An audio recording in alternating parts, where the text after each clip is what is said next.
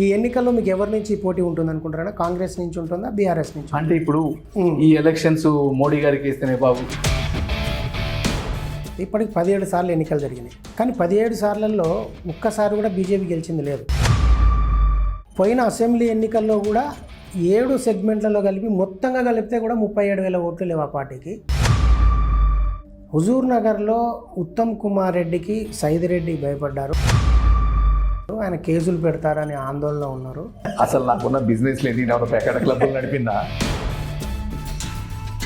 కేటీఆర్ గారికి అత్యంత సన్నిహితునిగా శానంపూడి సైదిరెడ్డి గారికి పేరుంది. సీఎంకి దగ్గర, ముఖ్యంగా కేటీఆర్కి బాగా దగ్గర అని. మీరు పార్టీ మారే ముందు అక్కడి నుంచి మిమ్మల్ని ఆగమనే పరిస్థితి కానీ, నిలబెట్టే పరిస్థితి కానీ, మీతో మాట్లాడిన పరిస్థితి కానీ ఉండిందా? నేను ఏ రోజు కూడా నా పర్సనల్ పని చేయలేదు. మీరు కేటీఆర్ గారిని డైరెక్ట్ అడిగిన చెప్తారు, కేసీఆర్ గారిని డైరెక్ట్ అడిగిన చెప్తారు.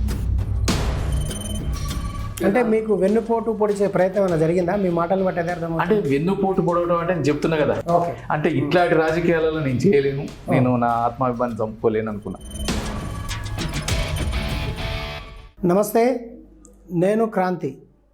శానంపూడి సైదిరెడ్డి ఈ పేరు ఇప్పుడు నల్లగొండ జిల్లాలో, ఆ మాటకు వస్తే తెలంగాణలో ఒక సంచలనం. ఎందుకంటే నిన్న మొన్నటి వరకు ఆయన బీఆర్ఎస్లో ఎమ్మెల్యేగా పనిచేసి 2023 ఎన్నికల్లో హుజూర్ నగర్ నుంచి ఓటమి పాలయ్యారు. ఒక దశలో నల్గొండ లోక్సభ నియోజకవర్గం నుంచి శానంపూడి సైదిరెడ్డి బీఆర్ఎస్ అభ్యర్థిగా బరిలోకి దిగుతారన్న ప్రచారం కూడా జరిగింది. ఆయన కూడా ఉత్సాహం చూపించారు బీఆర్ఎస్ నుంచి పోటీ చేయడానికి. కానీ రాత్రికి రాత్రి ఏం జరిగిందో తెలియదు.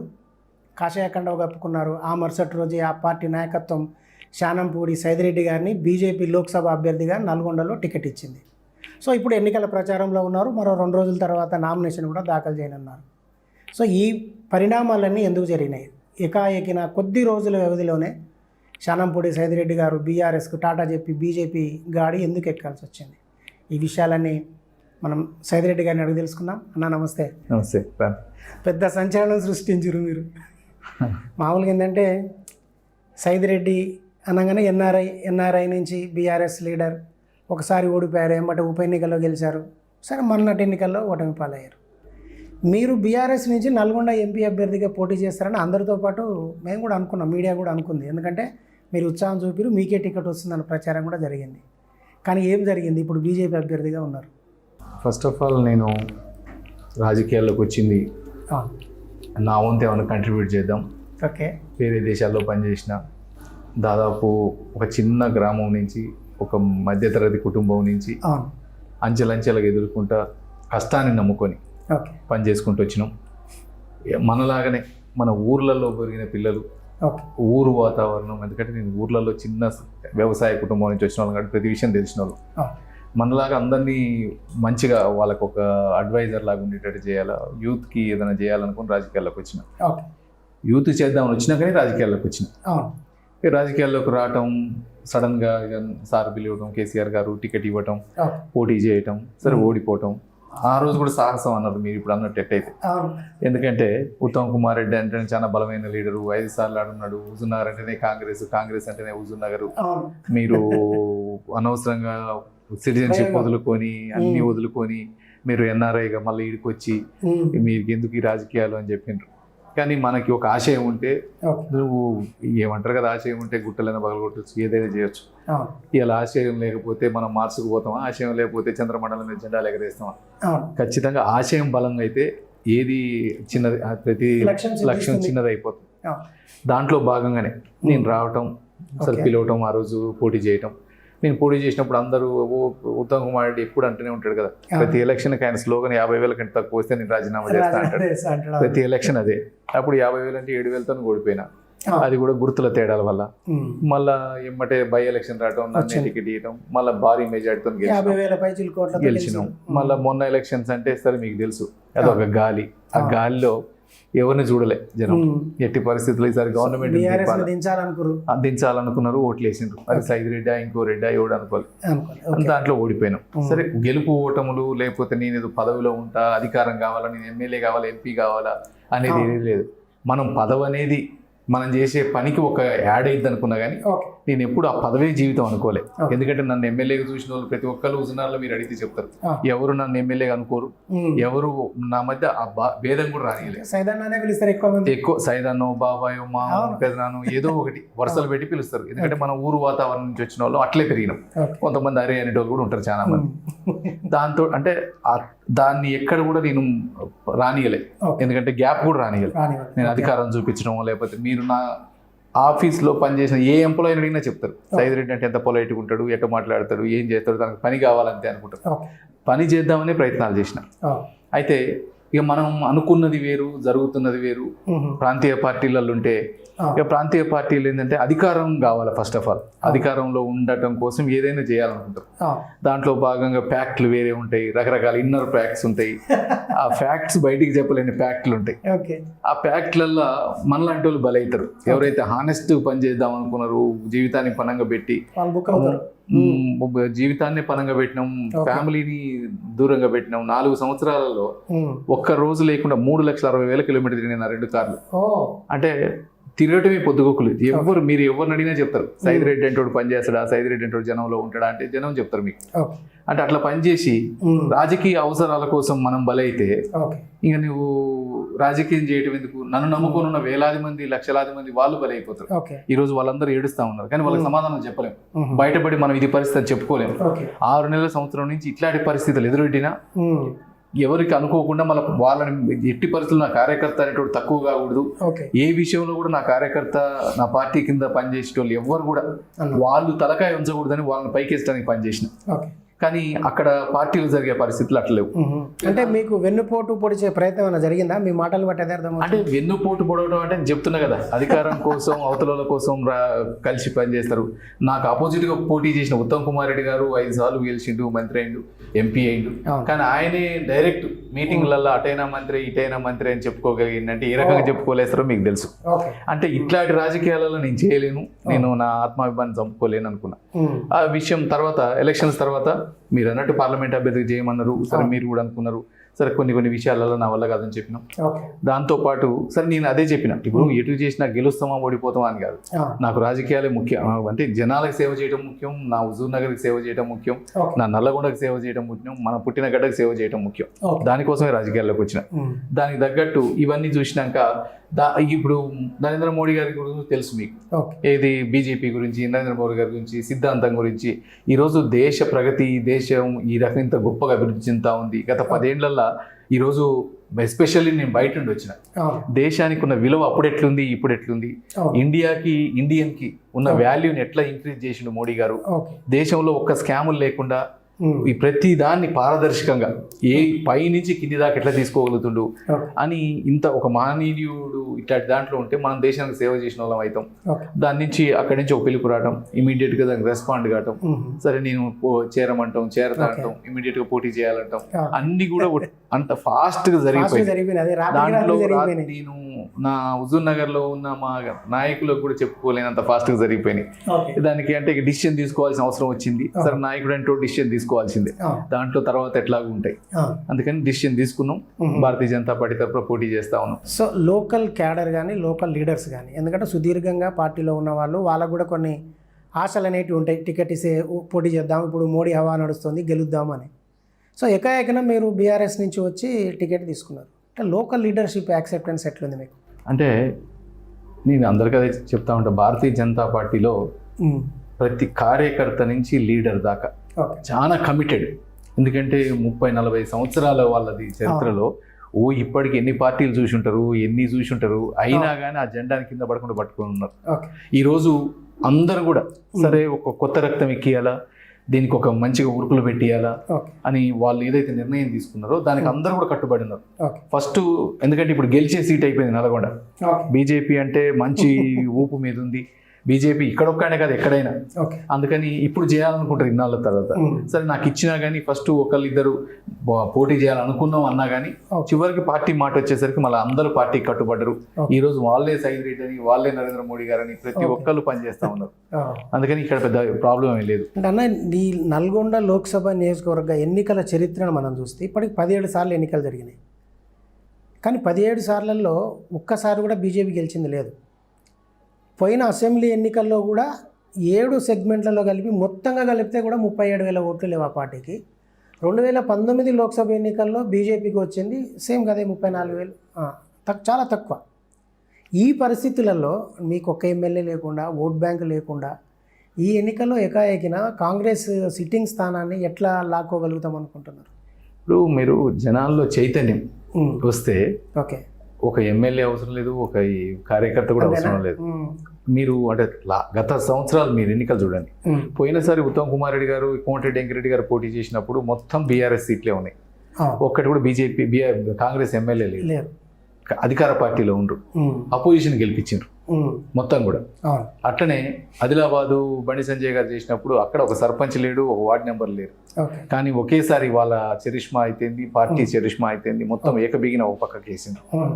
త్రిపుర లాంటి రాష్ట్రాలల్లా కమ్యూనిస్టు గడ్డలల్లా అధికారం మారిపోయింది. అధికారం నైట్ తెల్లారే కల్లా మళ్ళీ భారీ మెజార్టీతో వన్ సైడ్ మార్చేసిండ్రు.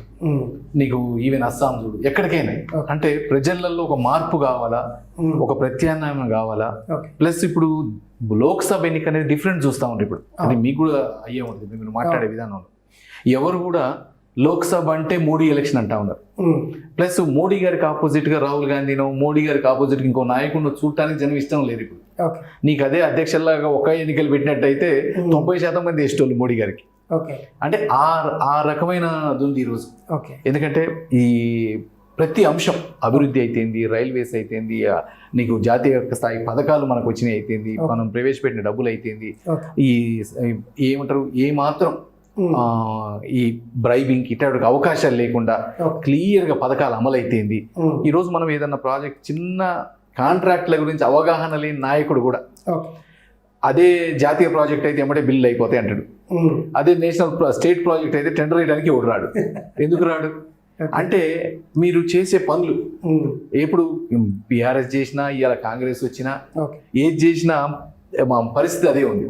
కానీ ఈరోజు జాతీయ స్థాయిలో కానీ జాతీయ వాదం కానీ ఇంతకుముందు ఇంత దేశభక్తి కూడా లేదు. ఇంతకుముందు మోడీ గారు వచ్చినాక ప్రతి ఒక్కళ్ళు ఒక దేశభక్తిని, జాతీయ జెండా విలువని, భారతదేశ ఖ్యాతిని అంటే పెంపొందించడం ప్రతి ఒక్కరికి దృష్టిలో ఉంది. ఈ రోజు మీరు 18 నుంచి 35-40 సంవత్సరాల లోపల ఎవరినైనా కదిలేయండి, 90% మోడీ గారు అంటారు. బ్లాంక్, మీరు బ్లైండ్గా అంటారు. చాలు వాళ్ళు చాలు ఈరోజు అంబాసిడర్స్ నీకు ఫ్యామిలీ ఓటేయడానికి, మొత్తాన్ని ఓటేయడానికి. దాంతో పాటు చదువుకున్న ప్రతి ఒక్కరు ఆలోచిస్తా ఉన్నారు ఎట్టి పరిస్థితుల్లో ఈసారి మోడీ గారికి వేయాల్సిందే. ఇంతకుముందు మామూలుగా ఎట్లుంటది, యాంటీ ఇంకంబెన్సీ ఉంటుంది మామూలుగా కొన్ని చోట్ల. కానీ ఇంత పాజిటివ్తో ఎన్నికలు జరుగుతున్నది ఎలక్షన్ ఇదే. మీరు ఇంతకుముందు 2 సీట్ల నుంచి 270కి వచ్చినా, 270 నుంచి 300కి వచ్చినా, రేపు 300 నుంచి 400కి రాబోతా ఉన్నాయి. అంటే అది ఏ స్థాయిలో జనంలోకి పోయిండు, ఏ స్థాయిలో ప్రజల్లోకి ఉందో తెలుస్తా ఉంది. అందుకని రేపు జరిగే ఎలక్షన్ నల్గొండ కూడా అదే పరిస్థితి.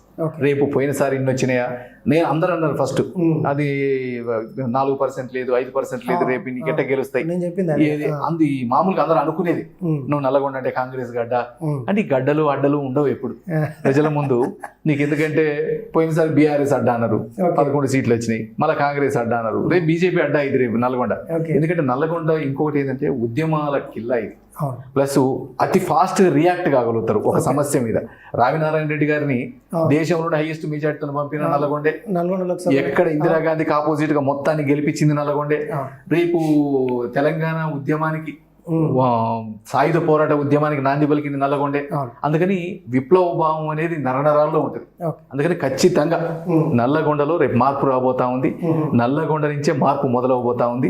నల్లగొండ పార్లమెంట్ మీద జెండా ఎగరైపోతా ఉంది. సో బీజేపీ అభ్యర్థి శానంపూడి సైదిరెడ్డి రేపు నల్గొండ కాబోయే ఎంపీ. 100%. ఓకే, ఈ ఎన్నికల్లో మీకు ఎవరి నుంచి పోటీ ఉంటుంది అనుకుంటారా? కాంగ్రెస్ నుంచి ఉంటుందా, బీఆర్ఎస్ నుంచి? అంటే ఇప్పుడు నేను ఇందాక చెప్పిన దాంట్లోనే ఈరోజు కాంగ్రెస్ అధికారంలో ఉంది. అధికారంలో ఉంది కాబట్టి కాంగ్రెస్ తోటే మనకు పోటీ ఉంటుంది. ఇంకోటి బీఆర్ఎస్ పార్టీకి ఏమైందంటే బీఆర్ఎస్ లోకల్ పార్టీ అయిపోయింది, రీజనల్ పార్టీ అయిపోయింది. రీజనల్ పార్టీ అయ్యేసరికి ప్రజలు కూడా చూడటం, సరే నువ్వు ఈవెన్ బీఆర్ఎస్ లో ప్రేమ ఉన్న వాళ్ళు కూడా ఈ ఎలక్షన్స్ మోడీ గారికి ఇస్తేనే బాబు, లేకపోతే జాతీయ స్థాయి ఎన్నికలు కదా, ఈడ 1-2 స్థానాలు వచ్చేది ఏముంది, ఇలా అధికారంలో ఉన్న పార్టీ సెంట్రల్లో వాళ్ళ కోటేసిన రేపు డెవలప్మెంట్ అయింది కదా అనేది ప్రతి ఒక్కరికి అండర్స్టాండ్ అవుతా ఉంది. అందుకని ఇది జాతీయ స్థాయి ఎన్నికలుగా చూస్తా ఉన్నారు. అందుకని జాతీయ పార్టీల మధ్యనే కాంగ్రెస్ వర్సెస్ బీజేపీ పోటీ ఉండబోతా ఉంది. సో బీఆర్ఎస్లో మీరు 2018 నుంచి ఉన్నారు, 18 ఎన్నికల ముందు వచ్చారు, 17లో వచ్చారు మీరు. సో దాదాపు 7 సంవత్సరాలు అవుతుంది. అంటే బీఆర్ఎస్లో మంచి సంబంధాలే ఉన్నాయి మీకు. ఈ ఎన్నికల్లో లోపాయికారిగా బీఆర్ఎస్ లీడర్లు ఎవరైనా మీకు సహకరిస్తారా? అంటే ఇప్పుడు ఒకటి బీఆర్ఎస్ లీడర్ల అట్లా ప్రచారం జరుగుతుంది. అంటే బీఆర్ఎస్ లీడర్లలో చాలా కింది స్థాయి లీడర్లు కానీ, పై స్థాయి లీడర్లు కానీ మొత్తం అనుకునేది ఏంటంటే, ఇప్పుడు సైదాన్ అంటూ ఇక్కడి నుంచి పోయిండు, పని చేస్తాడు, మనోడు పని చేయగలుగుతాడు. ప్లస్ ఈ ఎలక్షన్ ఎట్టి పరిస్థితుల్లో కాంగ్రెస్ గెలవకూడదు అంటే ప్రత్యామ్నాయం బీజేపీ, సైదిరెడ్డి. అందుకని సైదిరెడ్డి ఉంటే రేపు మన తరపున కూడా పోరాడగలుగుతాడు. ఇలా ఒకటే ఈ రోజు మీరు చూస్తూనే ఉన్నారు కాంగ్రెస్ అఘాయిత్యాలు. ఏ మండలం పోని, ఏ కాన్స్టిట్యున్సీకి పోని ఈ రోజు విచ్చలవిడి కేసులు, పోలీస్ స్టేషన్ల కేసులు, ఇసుక దందాలు, మట్టి దందాలు, పేకాట క్లబ్బులు, ఇవన్నీ చూస్తా ఉన్నారు. వీటిని చూస్తా ఉంటే ఎవరో ఒకరు సేవియర్ కావాలా, ఎవరో ఒకరు మన తరపున పోరాటం చేసే వాళ్ళు కావాలా. దాంట్లో ఏ పార్టీ అయినా కొద్దిగా సైదిరెడ్డి అయితే మనకి యాక్సెస్ ఉంటుంది, పోగలుగుతాం అనేది బీఆర్ఎస్ నాయకులలో ఉంది చాలా ఉంది. అందుకని వాళ్ళు ఖచ్చితంగా రేపు సపోర్ట్ చేస్తారు. అయితే మీరు కేసుల విషయం తెచ్చారు కాబట్టి అంటే బేట్లా జరుగుతున్న ప్రచారం అది నిజం కావచ్చు, నిజం కాకపోవచ్చు. హుజూర్ నగర్లో ఉత్తమ్ కుమార్ రెడ్డికి సైదిరెడ్డి భయపడ్డారు, ఆయన కేసులు పెడతారని ఆందోళనలో ఉన్నారు. ఇబ్బందులు ఎదుర్కోవడం ఎందుకు టీఆర్ఎస్లో ఉండి అదే బీజేపీలోకి వస్తే ఒక షీల్డ్ ఉంటుందన్న ఉద్దేశంతో పార్టీ మారిర్రు కేసుల భయానికి అని అంటారు. నిజంగానే కేసులు పెట్టేంత నేరాలు ఏం చేశారు? ఒకటి అది కూడా అడగాల. అసలు నాకున్న బిజినెస్ లేదు, నేనేమన్నా పేకాట క్లబ్బులు నడిపిందా, లేకపోతే నేనేమన్నా ఇసుక దందాలు చేసిందా, నేనేమన్నా మట్టి దందాలు చేసిందా? కేసులు వేస్తే కూడా మంచిదే ఒక రకంగా. ఎందుకంటే రాజకీయాల్లో ఉన్నోళ్ళకి, నాయకుడు ఉన్నోళ్ళకి ఇప్పుడు అన్నిటికీ తెగబడే రాజకీయాల్లోకి వస్తాం. లేకపోతే నేను ఎక్కడనో అమెరికాలో, కెనడాలో మంచిగా బిజినెస్ చేసుకొని అంత సెటిల్ అయినోడిని ఈడికి వచ్చి ఇట్లా తిరగాలి చేయాలని ఎందుకు వస్తాం? ఇలా కేసులకి భయపడినోడే, ఉత్తమ్ కుమార్ భయపడినోడు అయితే అలా పోటీ చేయకపోదు. ఎందుకంటే మీకు తెలుసు ఉత్తమ్ కుమార్ లాంటి రివెంజ్ పాలిటిక్స్ చేసేటోడు ఎవడు ఉన్నాడు ఈ దేశంలో. అయినా కానీ ఆ రోజు ఏమి లేకుండా ఒక్కడినే బయలుదేరి వచ్చినాం, ఒక్కడినే ఎదుర్కొన్నాం, ఓడించినాం, మళ్ళా ఓడిస్తాం ఖచ్చితంగా. దాంట్లో అనుమానమే అవసరం లేదు. కేసులు కాదు, ఏటికైనా జైల్లోకి పోవడానికి సిద్ధంగానే ఉంటాం. సో ఆ కేసులకు భయపడేం కాదు మనం బీజేపీకి. కేసు అసలు నాకు మీద కేసులు వేయడానికి కూడా ఏం లేవా, వేసినా మంచిదే. ఇంకా ఒకవేళ దేనికన్నా వాళ్ళు ఏదైనా చేయగలుగుతారు అనుకో, చేసినా మంచిదే. ఇలా బీజేపీలో ఉంటే నేనేమన్నా కాంగ్రెస్ లో చేరినా, ఇప్పుడు ఈ కేసులకు భయపడిపోయేటువంటి అయితే కాంగ్రెస్ లో చేరేటోండి, నువ్వు అధికారంలో ఉండేటోండి, లేకపోతే వాళ్ళ తరపున ఉండి పనిచేసేటోండి, ఇదే కదా. కానీ నేను ఎవరికో తలంచాలను లేకపోతే ఇంకోటి చేయాలను కాదు కదా. ఇలా వచ్చింది బీజేపీలో చేరడం అంటే అది కూడా ప్రతిపక్షంలో ఉన్న పార్టీయే కదా. నువ్వు ప్రతిపక్షంలో ఉన్న పార్టీకి నువ్వు కేసులు ఎత్తేంది, ఏదైతేంది అన్న. ఇప్పుడు ఈ నియోజకవర్గంలో 2 మంత్రులు ఉన్నారు. ఎందుకంటే నల్గొండ లోక్సభలోనే నల్గొండ నుంచి కోమటిరెడ్డి వెంకరెడ్డి గారు, హుజూర్ నగర్ నుంచి ఉత్తమ్ కుమార్ రెడ్డి గారు, 2 మంత్రుల్ని ఎదుర్కోవాలి. ప్లస్ కాంగ్రెస్ సీనియర్ నాయకుడు జానారెడ్డి కొడుకు ఇప్పుడు అభ్యర్థిగా ఉన్నాడు. సో మీరు సాధారణంగా పేట్ల జరుగుతున్న ప్రకారం జాతీయ పార్టీల మధ్యనే పోటీ ఉంది అంటున్నారు. అంటే కాంగ్రెస్ని ఎదుర్కోవడానికి మీ దగ్గర ఉన్న ప్రత్యేకమైన వ్యూహం ఉందా? కేవలం మోడీ చరిష్మా మీద, లేకపోతే కేంద్రంలో 3వ మోడీ ప్రధాని కాబోతుండు అన్న ఒక మాట మీద మాత్రమే ఆధారపడి ఉన్నారా? ఇప్పుడు ఒకటి మనం అది కూడా మైనస్ వాళ్ళకి. ఏది ముగ్గురు మీరు చెప్పిన పేర్లు, కోమటిరెడ్డి వెంకరెడ్డి గారు ఈ జిల్లాలో, వెంకరెడ్డి గారు తమ్ముడు, జానారెడ్డి గారు మాజీ మంత్రి, జానారెడ్డి గారు చిన్న కొడుకు ఎమ్మెల్యే, జానారెడ్డి గారు పెద్ద కొడుకు ఇప్పుడు ఎంపీ అభ్యర్థి, మన ఉత్తమ్ కుమార్ రెడ్డి గారు మంత్రి, వాళ్ళ భార్య ఎమ్మెల్యే. అంటే ఒక కుటుంబాల వ్యవస్థ నడుస్తుంది అనేది జనంలో క్లియర్ గా పోయింది ఈరోజు. అంటే ఈ వారసత్వ రాజకీయాలు ఏంది, ఇంక వేరే వాళ్ళు లేరా? ఇలా కాంగ్రెస్ లో నిన్న హనుమంతరావు గారి స్టేట్మెంట్, ఇక్కడ మా కాడ గెలిచే పరిస్థితి లేదు, ఏం చెప్పాలో అర్థం కావట్లేదు అన్నాడు. ఇలా ప్రతి ఒక్కరు యాక్సెప్ట్ చేస్తా ఉన్నారు. ప్లస్ వీటన్నిటినీ చూసుకుంటే అది కాక మీకు తెలుసు ఇక కాంగ్రెస్ అంటేనే కుంపట్లు, అధికారం నిలుపుకోవడం కోసం ఏదైనా చేయలేస్తారు వాళ్ళు. ఈ రోజు రేవంత్ రెడ్డి గారిని చూస్తున్నారు కానీ బయట అసలు ఎప్పుడు దింపుదాం రేవంత్ రెడ్డి గారిని, ఎప్పుడు మేము ముఖ్యమంత్రి అయితే నల్గొండలకే ఉంది చాలా. అందుకని ఇద్దరున్నారు. అంటే ఈ 7 కాడ నల్గొండ వాళ్ళే ఏం చేసినా రేపు అనేది మొన్న కేసీఆర్ గారు కూడా అంటా ఉండే. అందుకని వాళ్ళ కొట్లాటలు చాలా ఉన్నాయి. వీళ్ళు కొట్లాడుకుంటారని జనానికి తెలుసు. ఈ పార్టీ ఎన్ని రోజులు ఉంటుందో ఉండదో అనేది ప్రతి ఒక్కరు అనుమానంగా ఉన్నారు. నిన్న కేసీఆర్ గారు అన్నాక ఇంకొద్ది ఎక్కువ అనుమానంగా ఉన్నారు. 20 మంది టచ్ లో ఉన్నదన్నాక అసలు అది పోద్దా, ఇది పోద్దా, ఉంటుందా పార్టీ అనే దాంట్లో ముఖ్యమంత్రి మళ్ళా కాంగ్రెస్ ఉంటుందా, ఇంకో పార్టీ అవుతాడా అనే అనుమానంలో ప్రజలు ఉన్నారు. అందుకని అది కాకుండా కాంగ్రెస్ చేసిన ఫాల్స్ ప్రామిసెస్ ఏదేదైతే 6 గ్యారంటీలు చెప్పి 600 అబద్ధాలు చెప్పి ఈరోజు జనమందరూ ఎదురు తిరుగుతున్నారు, వాళ్ళు లేదని అంటే ఎలక్షన్ల ముందు 1,25,00,000కి అప్లికేషన్లు తీసుకొని మేమేదో చేస్తామని బ్లాక్ మెయిల్ చేసి అట్ట కూడా గెలవరు అంటే మళ్ళీ రేపు లోకల్ బాడీ ఎలక్షన్స్ ఉన్నాయి, లోకల్ బాడీ ఎలక్షన్ ఎమ్మటే పెడతామని అంటే ఇవన్నీ భయంలో చేస్తున్న పనులు. వాళ్ళకి ఈరోజు తెలుస్తా ఉంది గ్రౌండ్ అంత ఈజీగా లేదు. గ్రౌండ్ మొత్తం మోడీ గారి చరిష్మా పనిచేస్తూ ఉంది. దాంతో పాటు మీరు క్యాండిడేట్లను చూడండి, మీరు అన్ని పార్టీల అభ్యర్థులను చూడండి. ప్రజలు కూడా అదే చెప్తా ఉన్నా నేను, ప్రతి క్యాండిడేట్ని మీరు పరిశీలించండి. రేపు పార్లమెంట్లో పోయి ఎవరు మాట్లాడగలుగుతారు, మీకు అర్ధరాత్రి అయినా మీ ఫోన్కి ఎవరు ఆన్సర్ చేయగలుగుతారు, మీకంటూ. ఎందుకంటే నేను వాస్ట్ ఎక్స్పీరియన్స్ ఉంది, బయట యునైటెడ్ నేషన్స్లో పనిచేసిన, వేరే దేశాల్లో వ్యాపారాలు చేసిన, ఈడికి వచ్చి రాజకీయంగా పనిచేసిన, ప్లస్ చిన్న ఊరు మీలాగానే ఒక చిన్న మధ్యతరగతి కుటుంబం నుంచి పైకి వచ్చినోడిని. అందుకని మీకు కష్టాలు తెలిసినోడిని, మీరు ప్రతి విషయం మీద అవగాహన ఉన్నాడు. అట్లా చూడండి, అట్లా చేస్తారా? లేకపోతే మా తమ్ముడు ఎమ్మెల్యే కాబట్టి మా అన్నకి టికెట్ ఇచ్చిండ్రా, లేకపోతే మా నాన్న మంత్రి కాబట్టి మాకు ఇచ్చిండ్రా? ఎవరైతే మీ తరఫున మాట్లాడగలుగుతారు, ఎవరైతే యాక్సెస్ ఉంటారు. ఎందుకంటే నేను చేసిన ఎగ్జాంపుల్, ఇవాళ నేను ఓడిపోయిన హుజూర్నగర్లో, కానీ హుజూర్నగర్లో మీరు అడగండి సైదిరెడ్డి అంటే పని చేస్తాడా, పని చేయడా, సైదిరెడ్డి అంటే యాక్సెస్ లో ఉంటాడా, ఉండడా, మీ మధ్యలో ఉంటాడా కనుక్కొని మీరు నచ్చిన అభ్యర్థి కోటేయండి. అది కూడా ఒక ప్లస్ పాయింటే మనకి.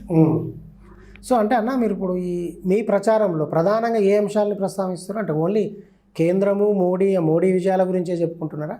లేదు, అంటే కేంద్రము మోడీ గారు అనేది ఒక యాడెడ్ అడ్వాంటేజ్.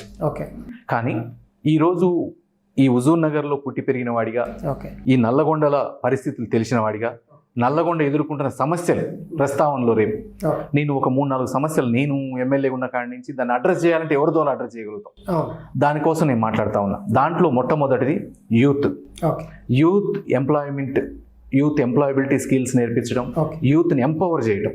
దాన్ని ఎట్లా చేయాలనే దానికి నాకు ఫుల్ ఎక్స్పీరియన్స్ ఉంది. దానికి తగ్గట్టు నేను అన్ని ఇంటర్వ్యూలు చెప్తా ఉన్నా. 50,000 ఉద్యోగాల కల్పన ధ్యేయంగా పనిచేస్తా, వీడికి ఇండస్ట్రియల్ కారిడార్స్ తెస్తా, డ్రై పోర్ట్స్ తెస్తా, స్మాల్ స్కేల్ ఇండస్ట్రీస్ కల్పన కోసం కృషి చేస్తా.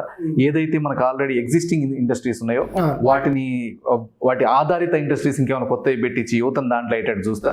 దానికి కేంద్ర ప్రభుత్వ ఆ పథకాలు ఏమేమి ఉన్నాయో, ముద్ర అయితేంది, విశ్వకర్మ అయితేంది, వాటన్నిటిని జోడించి వాళ్ళ కోసం పనిచేస్తా అనేది ఒకటి. రెండోది రైతు కూలీలు. ఈరోజు మనందరం రైతులమే, దాదాపు ఫార్మింగ్ మీదనే మొత్తం దాదాపు 70-80 మ్యాక్సిమం ఆధారపడి ఉంటుంది. మనం ఈరోజు ఏ ఊరుకు పోయినా ఇది చాలా మందికి తెలియదు. ఎట్లా మనం మహిళలను చూస్తూ ఉంటాం. ఇంతకుముందు మనకు ఉన్నది కూడా మొత్తం ప్యాడీ ఫీల్డ్స్, వరి పొలాల్లో మనకు కావాల్సింది ఏంది? ఫస్ట్ నాటు పెట్టడం కాడి నుంచి, కలుపు తీయటం కాడి నుంచి, కోతలు కోయటం కాడి నుంచి, కట్టలు కట్టడం కాడి నుంచి, ఏది చేసినా మాన్యువల్ లేబర్ ఉండేది. కానీ ఇప్పుడు మొత్తం మెకనైజేషన్ అయిపోయింది. నీకు ఎవ్వరికి కలుపు లేదు, నాట్లకు లేదు, అన్ని మెషిన్స్ వచ్చేసినాయి. ఈ రోజు వాళ్ళ కూలి దొరికిన పరిస్థితులు ఉన్నాయి. దాంట్లో కొద్దిగా మనరేగా నీకు అవర్స్ పెంచడం, రేట్లు పెంచడం మోడీ గారు చాలా సహకరించారు. దాంతో పాటు ఇప్పుడు మేనిఫెస్టోలో కూడా ఉంది మహిళల్ని ఎంపవర్ చేస్తామని. దాంట్లో భాగంగా రైతు కూలీలని ఎంపవర్ చేయడానికి, ఉమెన్ ఎస్పెషల్లీ ఎంపవర్ చేసి వాళ్ళ కాళ్ళ మీద వాళ్ళు నిలబడటానికి.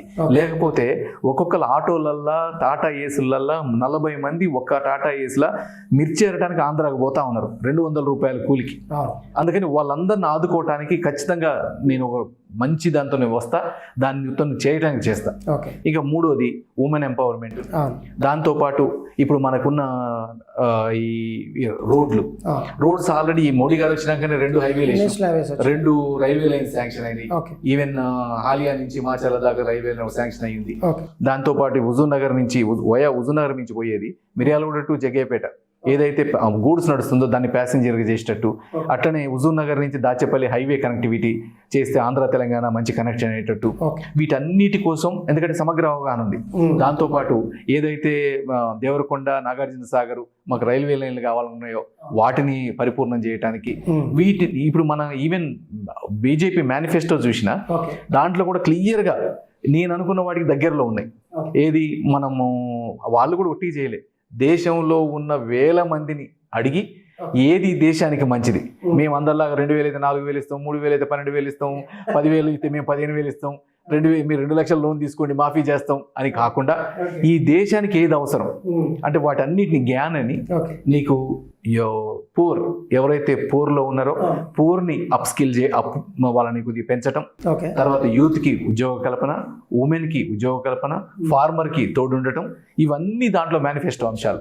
వీటిని ఆధారంగా చేసుకుని ప్రతి కేంద్ర ప్రభుత్వ పథకాన్ని మన పార్లమెంట్కి వచ్చే విధంగా ఖచ్చితంగా చేయగలుగుతాం. ఓకేనా.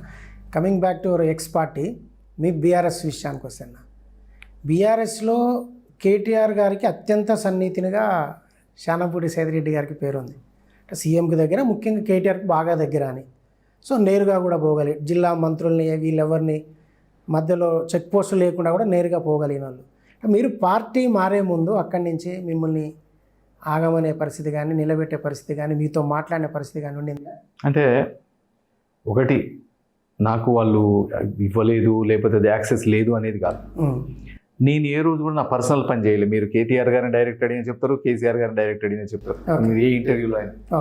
ఎందుకంటే నా 4-5 ఏళ్ళది క్లీన్ బుక్లో ఏ ఒక్క రోజు అన్న నా పర్సనల్ పని ఇది చేయండి అని అడిగిందంటే అడగండి మీరేమన్నా. నేను పోయినా అంటే హుజూర్ నగర్కి గురించే పోతా, నేను అడిగినా అంటే హుజూర్ నగర్కి అడిగి పోతా. ఏదైనా అంశాలు ముందు వస్తాయి, ట్రైబల్ రోడ్స్ వస్తాయి, ట్రైబల్ రోడ్కి ముందే నేను ఎస్టిమేషన్స్ వేయించి ఉంచుతారు రెడీగా. నేను మెయిన్ PMGSY రోడ్లు వస్తాయి, వాటికి ముందే GPS-తో పెట్టేసి రోడ్లు వేయించి ఉంచుతాను, ఎస్టిమేషన్స్ చేయించి ఉంచుతాను. ముందు పోగానే ముందు నా ఫైల్స్ రెడీగా చేసి ఉంచుతాను. ఇమీడియట్గా రాగానే ఎవరినో ఒకరిని పట్టుకొని వాళ్ళతో ఒక మాట చేపించుకొని రాగలుగుతా. హుజూర్ నగర్ నుంచి హైవే, ఇప్పుడు కోదాడ్ టు జడ్చర్ల హైవే అయితే దానికి మొత్తం నేరేడ్ జల్లని వైడనింగ్లో డివైడర్స్ లేవు, అంటే హుజూర్ నగర్కి లేవు. దాన్ని మళ్ళీ అప్పటికప్పుడు కేటీఆర్ గారితో లెటర్ రాపించి, మళ్ళీ తర్వాత నితిన్ గడ్కరీ గారికి డైరెక్ట్ నేను లెటర్ రాసి నితిన్ గడ్కరీ గారితో మాట్లాడించి, నితిన్ గడ్కరీ గారి నుంచి మళ్ళీ నాకు లెటర్ వచ్చింది. అయితే పాపం ఉత్తమ్ కుమార్ గారు అయినా తెలవగా నేను ఈ రోడ్ కూడా మొత్తం నేనే వైడనింగ్ చేయించిన అన్నాడు. ఏమంటే ఇమీడియట్గా వాట్సాప్లలో నేను నితిన్ గడ్కరీ గారు నాకు లెటర్ పంపించాం, ఆ లెటర్ సర్క్యులేట్ చేసిన. అంటే అదొక్కటే కాదు, ఏదైనా నేను ఒక అంశం పట్టుకున్నా అంటే అది అయిపోయిన దాకా నిద్రపోను. అందుకని వీళ్ళు పని చేస్తారంటే ఎవరైనా పని చేయాల్సిందే, అందుకని నేను పని చేసుకుంటూ పోతా ఉన్నా. కాకపోతే ఒకటి, ఎవరైనా ఆత్మాభిమానం ఉంటుంది. నువ్వు ఏది చేసినా ఇలా రాజకీయాల్లోకి వచ్చినట్టు నేను సంపాదించుకోవడానికో లేకపోతే ఏదో అధికారం పొందడానికో రాలే. నేను వచ్చిన రాజకీయాల కంటే ఖచ్చితంగా పని చేయడానికి వచ్చిన. అట్లని ఒక స్లేవ్ని కాదు కదా, నేను స్లేవర్గా బతకలేను, స్లేవ్గా ఉండలేను. అట్లా ఇంకొకటి, ఇది మీరు అన్నారు కదా, అంటే వెన్నుపోట్లను అసలు తట్టుకోలేను. అందుకని నేను ఇమీడియట్ నిర్ణయాలు తీసుకోవాల్సి వచ్చింది, తీసుకున్నా. ఇంకోటి దేశం కోసం పనిచేయడం సంతృప్తి మిగిలింది. ఈ నెల రోజుల్లో నిజంగా ఈ RSS ప్రముఖుల్ని, పార్టీ ప్రముఖుల్ని, సిద్ధాంతాలు నమ్ముకుంటోళ్ళని, విభాగాలని కలిసినప్పుడు నేను నిజంగా లేట్ చేసిన ఈ దేశానికి ముందు చూపుగా 30 ఏళ్ళు నెక్స్ట్ ఏం జరుగుతుంది, ఈ దేశానికి ఏం చేయాలని ప్రధానమంత్రి గారు ఆలోచిస్తా ఉన్నారు. దానికి తగ్గట్టు కింద విభాగాలు ఆలోచించడం, వాళ్ళు చేసే పనులన్నీ చూడటం చూసినాక నేను ఒక మంచి నిర్ణయం తీసుకున్నా. ఈ దేశం కోసం, ధర్మం కోసం, అంటే పని చేయడం కోసం, మన సనాతన ధర్మాన్ని నిలబెట్టడం కోసం, దేశానికి ఏం కావాలా, మన యువతకి ఏం కావాలా, అవసరాలు నిలబెట్టడం కోసం ఏం చేయాలని నిర్ణయించుకున్నా. ఇది మంచిది అనుకుంటున్నాను. ఓకే అన్న, ఫైనల్గా ఒక్కటి, ఈ నియోజకవర్గ ప్రజలకు మీరేం అప్పీల్ చేస్తారు? నేను నల్లగొండ పార్లమెంటు పరిధిలో ఉన్న 7 నియోజకవర్గాల ప్రజలకి ప్రతి ఒక్కరు కూడా పేరు పేరున ప్రార్థిస్తా ఉన్నా. మీరు ఆలోచించండి, మీరు ఇంటర్వ్యూ చూస్తే మీకు అర్థమవుతుంది. నేను ఒకటే, ఎట్టి పరిస్థితుల్లో నా టైంని మీకోసం వినియోగిస్తాను. అర్ధరాత్రి ఫోన్ చేసిన సైదిరెడ్డి అంటాడు, ఎత్తాడు, మీరు హుజూర్నగర్లో కనుక్కోండి ఎవరినైనా, ప్రతి విషయంలో స్పందిస్తాడు. దాంతోపాటు ఈరోజు ఈ దేశ అభివృద్ధి ఆగకుండా ఉండాలంటే, ఈ దేశ సమగ్రతను కాపాడాలంటే, ఈ దేశం వైపు ఎవరు కన్నెత్తి చూడకుండా ఉండాలంటే, 2047లో ఈ దేశం నెంబర్ 1 కావాలంటే నరేంద్ర మోడీ గారు అయితేనే అవుతారు అనేది ఈరోజు ప్రపంచం మొత్తం చూస్తూ ఉంది, దేశం మొత్తం చూస్తూ ఉంది. ఇప్పుడు మనం చెప్తా ఉంటాం, దుష్ట శిక్షణ, శిష్ట రక్షణ కోసం ఒకడు పుడతాడు ఎప్పుడో ఒకడు. అట్లా పుట్టిన ఒక మోడీ గారి సారథ్యంలో తన రిప్రజెంటేటివ్గా పనిచేస్తున్నా నేను. తన కోసం, మీకోసం, మనందరి కోసం, మన ఫ్యూచర్ కోసం పనిచేయడానికి నేను సిద్ధంగా ఉన్నా. మీరు ఒకసారి క్యాండిడేట్లను చూడండి, పార్టీలను చూడండి, పార్టీలకు అతీతంగా ఓటేయండి. మీకు నేను ఖచ్చితంగా పనిచేయడానికి సిద్ధంగా ఉన్న ఒక సేవకుల్లాగా. భారత్ మాతాకి జై. ఓకే అన్న, ధన్యవాదాలు. Thank you.